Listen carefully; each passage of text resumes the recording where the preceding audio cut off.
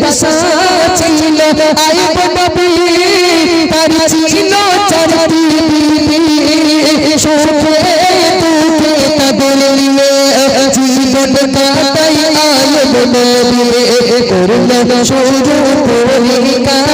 করল শুরু পরিকা আইব নবীকে গবনা ধ্বংস হলো যা কিছু ছিল আর হলো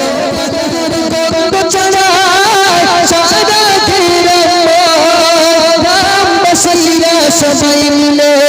আইব নবীকে তাড়ায় স্বামীকে ছেড়ে বিবি রহিমা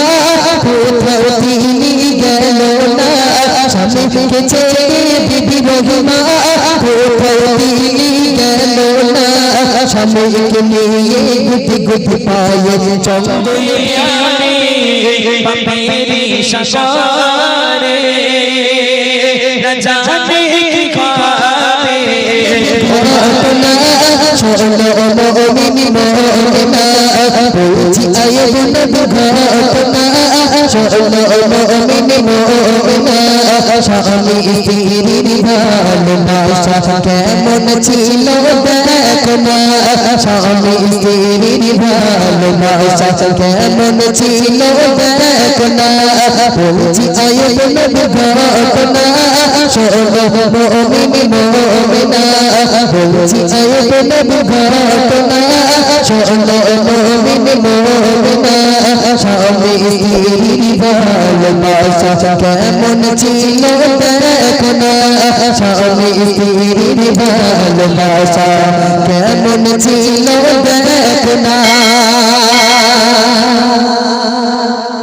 এসে গেছে তাহলে বস ধৈর্য দেওয়া হবে ঠিক আছে আইব নবীর চারজন স্ত্রী ছিল তো আইব নবী অর্ধেক পৃথিবীর বাদশা ছিল ইকো দিবেন একদম প্লেন আইব নবী অর্ধেক পৃথিবীর বাদশা ছিল এবং আম্মা জানেরা একটু মন দিয়ে শুনবেন তো আইব নবী চারজন স্ত্রীর ভিতরে কেমন সেবা করতেন খুব মন দিয়ে শুনুন আইব নবী যখন বাদশা ছিলেন আল্লাহ পাক সবকিছু ধ্বংস করে দিয়েছে বলছে দেখুন বাদশা ছিল আইব নবী তার ছিল চারটি বিবি সুখে দুঃখে তাদের নিয়ে জীবন কাটাই আইব নবী বাদশা ছিল আইব নবী তার ছিল চারটি বিবি সুখে দুঃখে তাদের নিয়ে জীবন কাটাই আইব নবী করল শুরু পরিকা করল শুরু পরিকা আইব নবীকে গবনা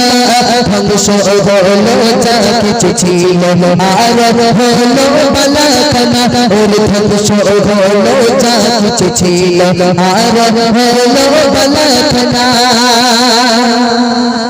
এই বউ তোরা একটু ভালো করে শোন বুঝতে পারিস তো স্বামীর মাথা 3 টাইম করতে চিবিয়ে খাস তোরা সকালবেলা একবার দুপুরবেলা একবার রাত্রে শোবার সময় গ্যাসের ট্যাবলেট হিসেবে চিবিয়ে তাই ঘুমাই বাপ বুঝতে পারেননি তবে এদিকে ভাবিগুলো খুব ভালো স্বামীর মাথা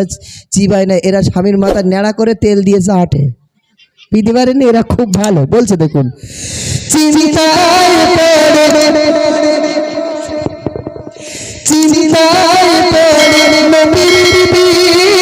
আর তো কিছু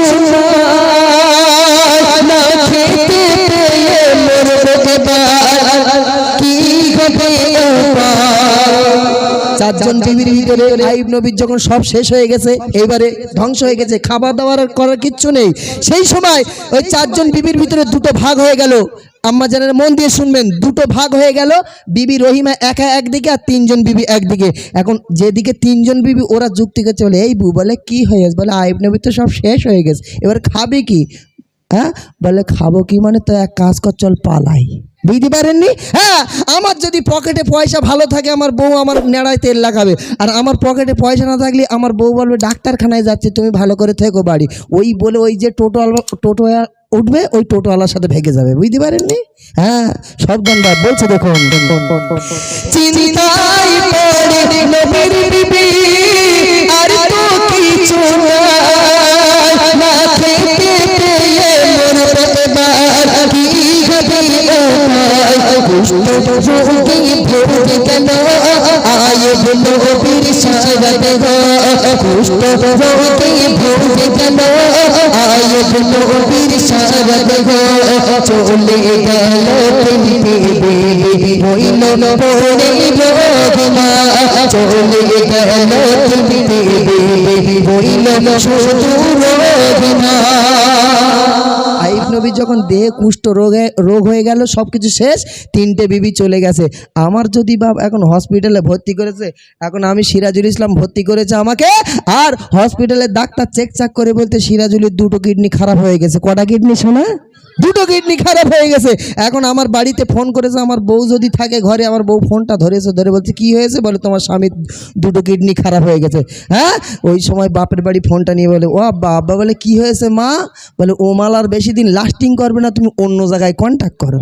বুঝতে পারিনি? হ্যাঁ, তো আমার শরীর আছে, আমার বউ আছে, আমার টাকা আছে, আমার বউ আছে। আমার টাকা নেই, শরীর নেই, আমার বউ নেই, আমার বউ কোথায় চলে যাবে তার ঠিক নেই। বলছে দেখুন, শরীর গতে দুর্গন্ধ ছড়ায় সারা কেরাম, শরীর গতে দুর্গন্ধ ছড়ায় সারা কেরাম, রাম বসিরা সবাই মিলে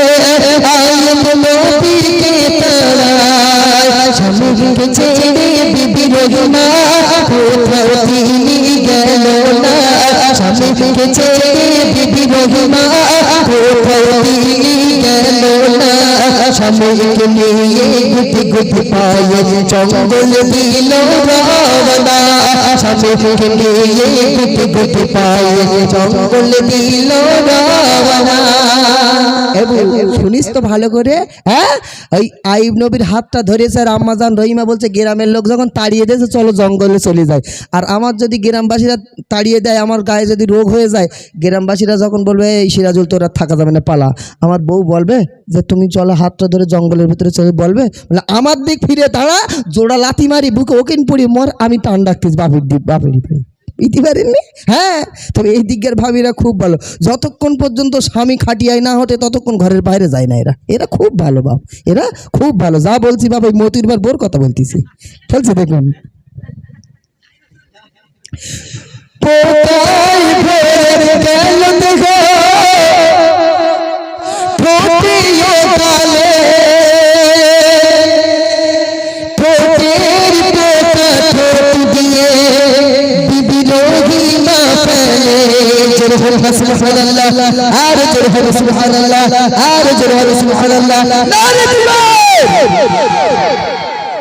আইব নবীর এবারে আল্লাহ কি করেছে, ঠোঁটে জিবে গালে পোকা দিয়েছে, ঘা দিয়েছে, পোকা দিয়েছে। এবারে আইব নবী যন্ত্রণা সহ্য করতে পারছে না। আইব নবীর স্ত্রী আম্মাজান রহিমা, মন দিয়ে শুনবেন, আর যারা বিয়ে করেছ তোমরা একটু শোনো, বাড়ি গিয়ে গল্প করতে পারবা। ছকিনার মা সিরাজুল ভাই গজল বলে গেছে, কেরম সেবা করে দেখ, একটু বল করে শোন। তো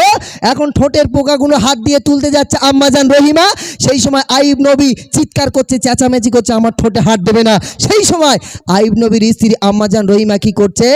নিজের ঠোঁট দিয়ে স্বামীর ঠোঁটের পোকাগুলো তুলে তুলে ফেলছে। একটু জোরে হোক না সুবহানাল্লাহ,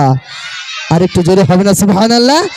আর আমার যদি ঠোঁটে ক্যান্সার হয় বা বুকে হাত দিয়ে বলবে, আর আমি যদি এই ঠোঁট এই গ্লাসে পানি দিয়ে মানে ঠোঁট লাগিয়ে পানি খাই, আর বউটারে ডেকে যদি বলি এই বউ তোর তো আমি ভালোবাসা করে বিয়ে করেছি, তুই এক কাজ কর, 2 দিন পরে তো মরে যাবানি, তা তুই যে জায়গায় ঠোঁট লাগিয়ে পানি খাইস তুই একটু খা দিন। এ বাপ খাবে না, এই গ্লাস তুলে আমার থমনায় ঝাড়বে। হ্যাঁ,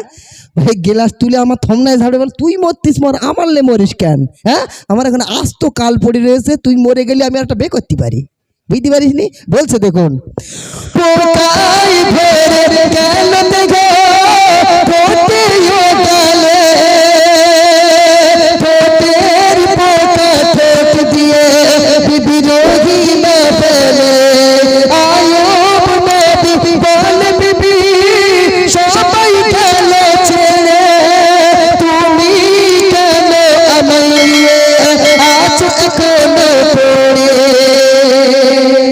আম্মাজান রহিমা বলছে স্বামীর সেবাই মিলিবে খোদা জান্নাত নসিবে, স্বামীর সেবাই মিলিবে খোদা জান্নাত নসিবে, তাই জীবন গেল তোর সেবা স্বামীকে ছেড়ে যাব না তাই জীবন গেলে করব সেবা স্বামীকে ছেড়ে যাব না তাই জীবন গেলে করব সেবা স্বামীকে ছেড়ে যাব